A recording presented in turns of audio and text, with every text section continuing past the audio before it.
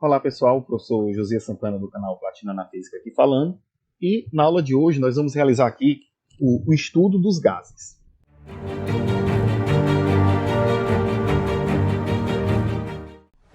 Para a gente poder compreender, entender o que está acontecendo com o gás, nós vamos precisar conhecer três variáveis que vão ser as variáveis de estado, que são elas: volume, representado pela letra V, a pressão, representado pela letra P, e a temperatura, representada pela letra T. Elas são ditas as variáveis de estado do meu sistema, nesse caso aqui o sistema termodinâmico, porque é o seguinte: você tem um estado inicial, onde você teria aqui um volume inicial, uma pressão inicial e uma temperatura inicial. Esse estado só vai mudar para outro quando você tiver o quê? A variação de uma dessas variáveis, que consequentemente irá alterar uma dessas outras duas variáveis que está sobrando. Ou seja, para que você tenha que o seu gás passe de um estado inicial para o estado final, pelo menos duas dessas grandezas vão ter que mudar o seu valor. Quando eu for trocar aqui de estado, eu vou ter talvez um volume final, uma pressão final e uma temperatura final. Elas são as variáveis de estado, porque o meu gás só vai mudar de estado quando eu tenho a variação dessas minhas grandezas. Só que acontece o seguinte: uma dessas grandezas específicas, ela pode permanecer constante ao longo do meu processo, pois para que você tenha essa mudança, você tem que variar uma dessas grandezas e pelo menos mais uma outra ser alterada. Então é mais conveniente a gente começar o estudo dos gases fazendo análise de uma dessas variáveis sendo constante e vendo a relação de variação entre essas outras que estão sobrando. Vamos iniciar aqui o estudo para um processo onde o meu volume vai ser uma constante. Então aqui você teria, no caso, um processo a volume constante, que também é chamado de processo isocórico. Iso vem aqui do grego, que seria igual, né? E o córico, que também lá do grego, que seria justamente o volume. Então, isocórico seria volumes iguais. Nesse tipo de processo, você teria aqui, por exemplo, um recipiente. Considerar aqui agora o mesmo recipiente, né? Dentro desse meu recipiente, eu tenho um gás, eu vou representar aqui por algumas bolinhas. E aqui eu vou ter, nesse outro recipiente aqui também, o mesmo gás. Eu vou ter aqui um êmbolo, que ele vai poder se movimentar. E eu vou dizer o quê? Aqui eu tenho um volume V, aqui eu também tenho um volume V. Nesse caso aqui, eu tenho uma pressão inicial e uma temperatura inicial. Nesse outro aqui, eu tenho uma pressão final e uma temperatura final. Nesse caso aqui, como é que essas grandezas da pressão e da temperatura vão se correlacionar? Experimentalmente, quando você faz uma situação dessa aqui, onde você vai variando pressão e temperatura, mantendo sempre o volume constante, você observa que a grandeza pressão e temperatura vão ser grandezas que a gente diz como sendo diretamente proporcionais. À medida que eu aumento a pressão, eu também aumento a temperatura. À medida que eu diminuo a pressão, eu também diminuo a temperatura. Essa relação que vai surgir, que seria no caso aqui, pressão inicial sobre temperatura inicial igual a pressão final sobre temperatura final, ela foi descoberta por dois físicos franceses, na verdade, chamada Charles e o Gay-Lussac, né? E essa relação, essa equação, né, PI sobre TI igual a PF sobre TF, também é muito conhecida como sendo a lei de Charles. Uma implicação simples, mais direta que essa equação nos dá é o seguinte: se você lembrar que a temperatura ela está associada ao grau de agitação das partículas que compõem aquele meu gás e que a pressão ela vai estar relacionada à quantidade média de colisões que essas partículas do gás fazem com as paredes do recipiente que o contém, é bem interessante você observar aqui o seguinte: que existe um limite inferior para essa minha temperatura, que seria no caso aqui o zero absoluto, né? E como essa fração tem que se manter constante, à medida que eu vou diminuindo a temperatura, eu também vou diminuindo a minha pressão, essa pressão também vai tendendo a um valor muito próximo de zero. Então, a partir do momento que eu vou trazendo a minha temperatura próximo do zero absoluto, a minha pressão também se aproxima do valor zero. Então, seria como se você tivesse um limite, onde, quando eu tivesse aqui, se eu conseguisse chegar no zero absoluto, a minha partícula ia estar completamente parada, eu não ia ter colisão nenhuma com as paredes desse meu recipiente. Logo, eu também ia ter uma pressão zero nesse meu sistema. Dada a natureza da relação entre a pressão e a temperatura, se formos tentar construir um gráfico da pressão em função da temperatura, nós iremos obter aqui uma relação linear, onde à medida que a pressão vai subindo, você tem um aumento de temperatura. Ou à medida que a temperatura vai subindo, você também vai ter um aumento na sua pressão. Obviamente, se eu fosse fazer aqui o traçado de um gráfico do volume contra a temperatura, aqui iria me dar uma reta paralela ao eixo das temperaturas, uma vez que eu estou considerando aqui um processo isocórico, ou seja, o meu volume ele é mantido constante. Então assim a gente vê o quê? Que a relação entre a pressão e a temperatura vão ser grandezas diretamente proporcionais num processo a volume constante, ou seja, no processo isocórico. Se a gente agora for considerar um processo no qual eu vou estar considerando a minha pressão como sendo a constante, esse tipo de processo também é chamado de processo isobárico, né? E também vem do grego iso, que é igual, e no caso aqui o baros é que vai ser relacionado à pressão, então isobárico, pressões constantes. Você também vai ter uma relação igual à da lei de Charles, só que agora a gente vai ter a relação da lei de Charles para a transformação isobárica. Ou seja, você tem que o volume e a temperatura também vão ser grandezas diretamente proporcionais. Ou seja, o volume inicial dividido pela temperatura inicial vai ser igual ao volume final dividido pela temperatura final. Se formos ver um desenho similar ao que a gente tinha feito aqui no processo isocórico, nós iríamos ter que agora esse meu volume iria alterar, mas a pressão que está sendo exercida nesse meu sistema iria permanecer constante. Você ia ter aqui que as partículas iriam se reorganizar para ocupar um volume maior, mas a pressão que ele exerce sobre as paredes desse recipiente iria ser sempre o mesmo.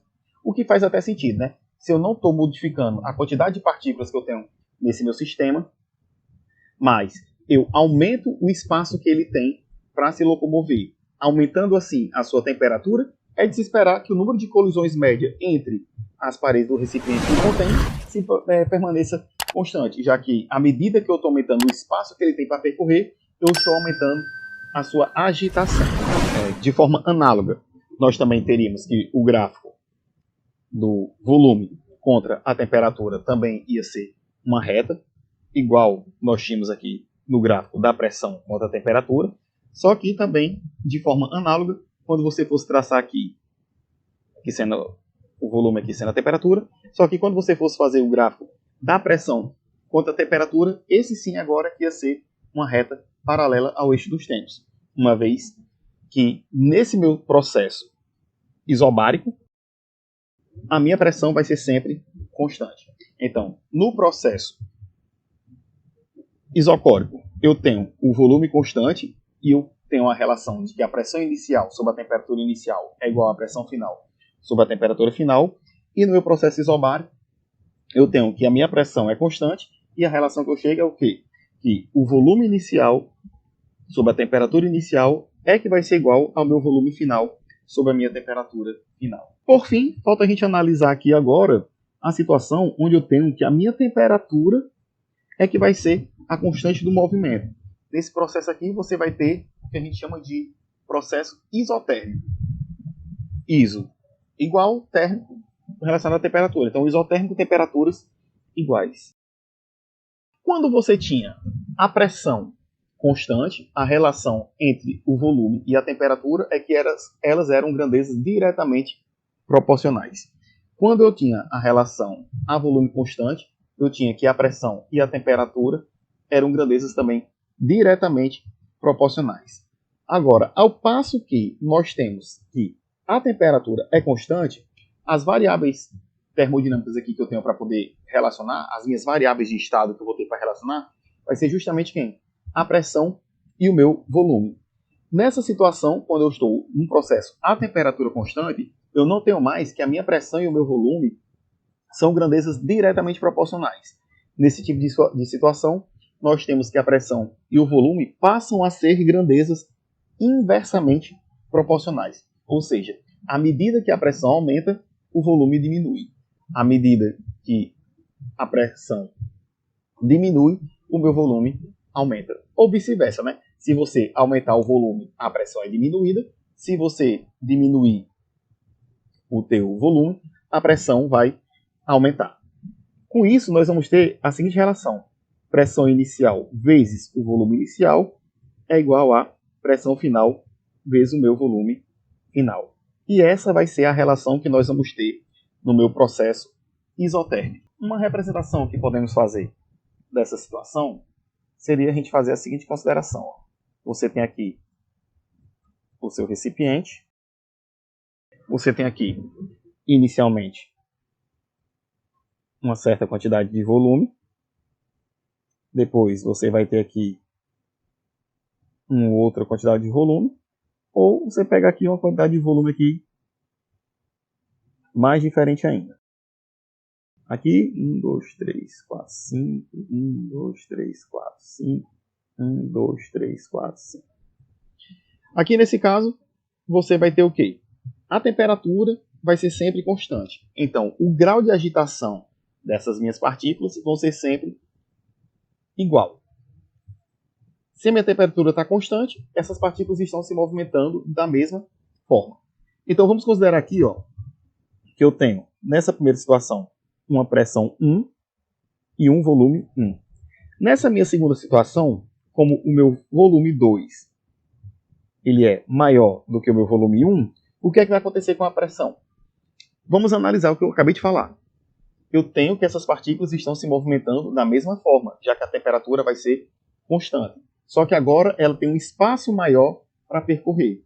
Se ela tem um espaço maior para percorrer, o número de colisões que ela vai dar com as paredes do recipiente, obviamente, vai diminuir. Logo, a minha pressão 2 passa a ser menor do que a minha pressão 1.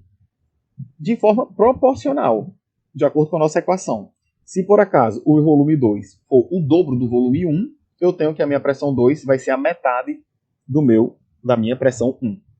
E nesse meu segundo caso, se eu pegar aqui esse meu volume 3 sendo menor do que o meu volume 1, o que é que acontece? Eu tenho as partículas se movimentando da mesma forma, porque está na mesma temperatura, só que agora ela tem um espaço muito menor para poder percorrer. Isso significa o quê? Que ela vai poder colidir mais vezes com as paredes desse meu recipiente. Consequentemente, se eu tenho mais colisões, eu tenho uma maior pressão. Então, nesse caso, a minha pressão 3 seria maior do que a minha pressão 1. E também de forma proporcional. Se esse meu volume diminuiu pela metade, essa minha pressão passou a ser o dobro da pressão que eu tinha inicialmente. Isso é uma coisa interessante porque vai gerar um gráfico de um comportamento bem diferente do que a gente estava acostumado. Quando você traçar aqui o gráfico do diagrama PV, pressão vezes volume, a curva característica que vai representar esse meu gráfico é uma curva chamada de hipérbole quadrática. A partir do momento que eu tenho uma pressão grande, eu tenho um volume pequeno. A partir do momento que eu tenho uma pressão pequena, eu vou ter um volume grande. E essa curva aqui é justamente a minha curva de temperatura constante, também chamada de isotérmica. Então, ao longo de toda essa minha curva, para cada ponto de pressão e volume que eu pegar, ao longo dessa curva, o meu sistema termodinâmico sempre vai estar à mesma temperatura. Então, observe aqui o seguinte. Nós acabamos de conhecer aqui que um sistema termodinâmico ele vai ser composto por 3 variáveis de estado, que é o volume, representado pela letra V, a pressão, representado pela letra P, e a minha temperatura, representada aqui pela essa minha letra T grande. Lembrando aqui, obviamente, né, que no Sistema Internacional de Medidas, o meu volume é dado em metros cúbicos, a minha pressão é dada em Pascal e a minha temperatura é dada em kelvins. Então, eu relacionei aqui o volume, a pressão e a temperatura de um sistema termodinâmico aqui, no caso, um gás. Só que acontece o seguinte: o gás é uma partícula composta por partículas microscópicas, partículas muito pequenas. E a pressão, volume e temperatura, por mais que sejam grandezas termodinâmicas, essas variáveis de estado desse meu gás que está descrevendo o que está ocorrendo naquele sistema microscópico que eu não consigo enxergar a olho nu, elas são grandezas que a gente diz que são grandezas macroscópicas. Por quê? Porque nós conseguimos mensurar. Eu consigo medir o volume facilmente. Eu consigo verificar a pressão facilmente. Eu consigo mensurar a temperatura facilmente. Eu consigo relacionar cada uma dessas grandezas, 2 a 2, mantendo essa terceira que está sobrando, constante. Mas como é que eu vou poder fazer, então, para fazer um estudo mais geral possível? Ou seja, eu saí de um sistema inicial, de um estado inicial, para um estado final ao longo de qualquer caminho. Como é que eu iria poder fazer para poder encontrar uma expressão que pudesse me dizer qual caminho eu devo seguir? Primeiramente, para isso, a gente vai fazer o seguinte. Nós estamos aqui trabalhando com um gás, composto por várias partículas.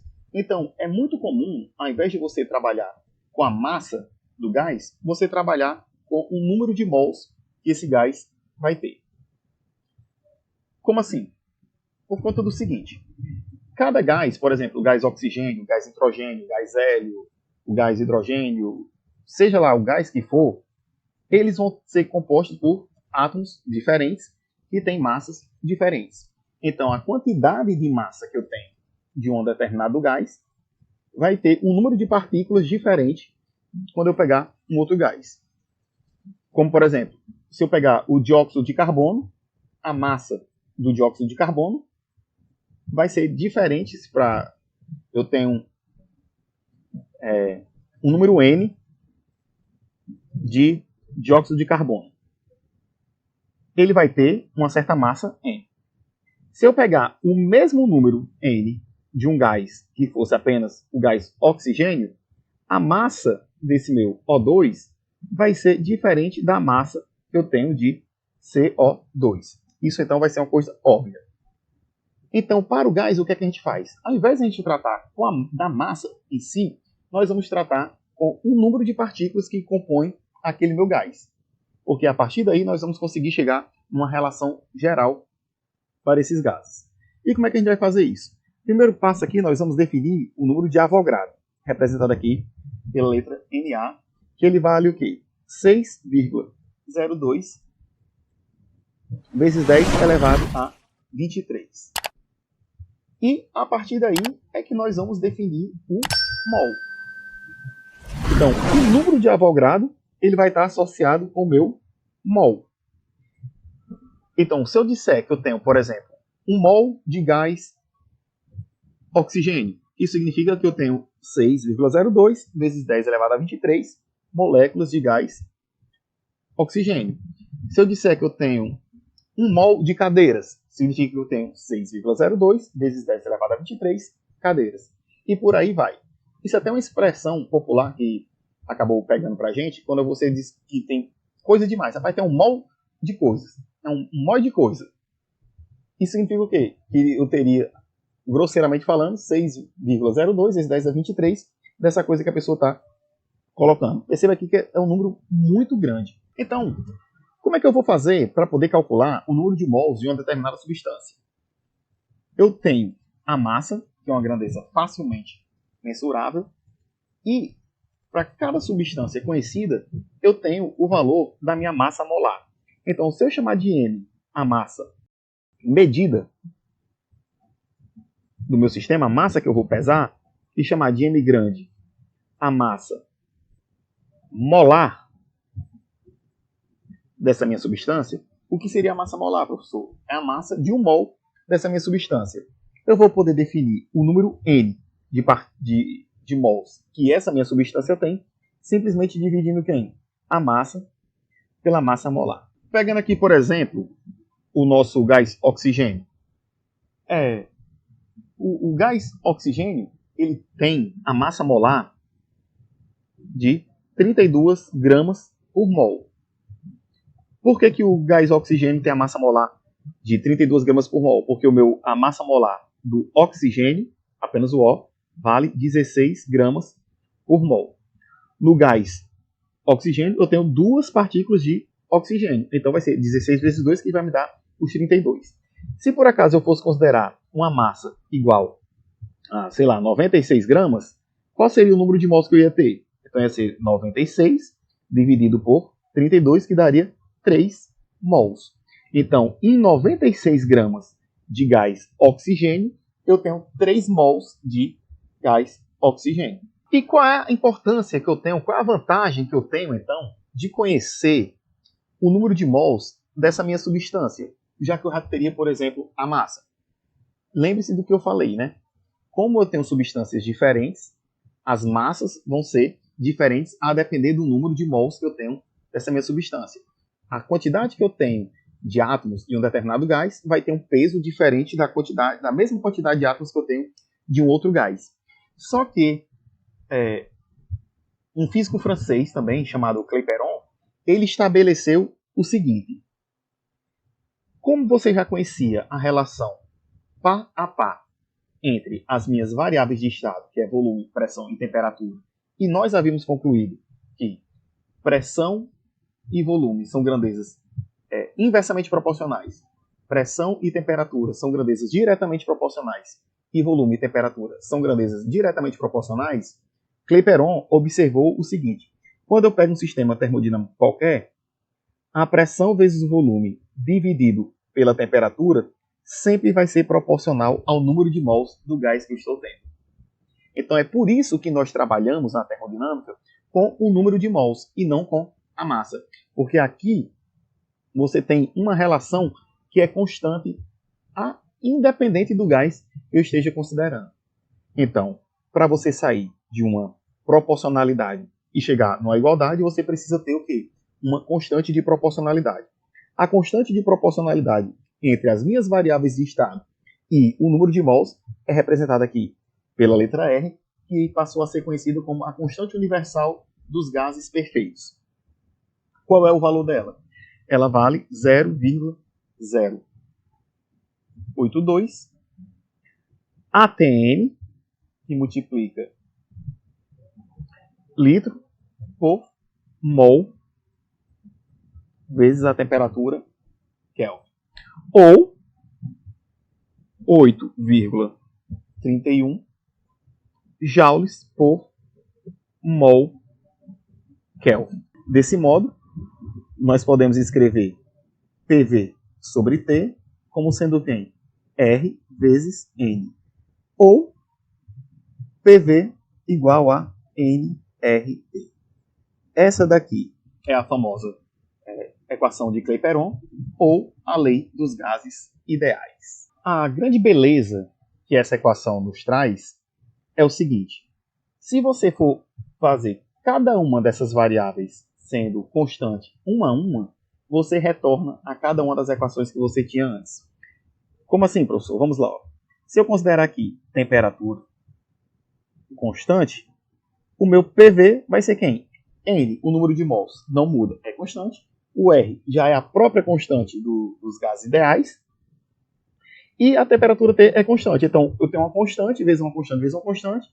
PV vai ser constante. Olha só, retornamos à equação que nós tínhamos inicialmente. Pois se PV vai ser sempre uma constante, eu tenho que P1, V1 vai ser igual a P2, V2. Pois é sempre constante. Se eu considerar agora o volume constante, eu tenho o que na minha equação? P sobre T igual a NR sobre V. Eu isolei tudo que está variando do lado esquerdo e tudo que é constante do lado direito. Então, todo esse meu termo aqui passou a ser constante, que retorna novamente que P1 sobre T1 é igual a P2 sobre T2. E por fim, se você considerar a sua pressão agora como sendo a constante desse teu movimento, nós retornamos mais uma vez, pois eu vou ter V sobre T igual a NR sobre P, que vai ser o meu constante. Logo, novamente, eu tenho aqui V1 sobre T1 é igual a V2 sobre T2. Essa é a beleza dessa equação PV igual a nRT. A equação de Clapeyron, ela reuniu todos aqueles aspectos que você tinha inicialmente estudado par a par, mantendo-se uma terceira constante. Agora você conseguiu ter uma equação geral. Agora eu consigo relacionar qualquer estado termodinâmico inicial e final, independente do caminho que ele faça, por meio da minha lei dos gases ideais. E uma coisa que eu acho que eu esqueci de comentar, quando a gente estava falando do processo da isotérmica, como você tinha lá no volume constante, na temperatura constante, a lei de Charles, né? Aqui você também é reconhecida como sendo a lei de Boyle. Também tem um nome específico essa nossa relação da pressão com o volume. Bom, e só para a gente poder finalizar, porque esse vídeo já está ficando aqui meio grande, pela lei dos gases ideais, PV igual a nRT, se eu passar tudo que é variável para o lado esquerdo e deixar tudo que é constante do lado direito, eu vou ter que PV sobre T igual a NR, vai ser o quê? Constante. Então, de forma geral, você pode ter que P1, V1 sobre T1 é igual a P2, V2 sobre T2. Bom, pessoal, esse vídeo vai ficando por aqui. Espero que vocês tenham gostado, né? Qualquer dúvida, comentário ou sugestão, pode deixar aqui nos comentários desse vídeo ou lá nas minhas redes sociais. Não se esqueça de se inscrever no canal, caso ainda não seja inscrito, e compartilhar com seus amigos para eles também adquirirem um pouco desse conhecimento. Então, valeu, até a próxima.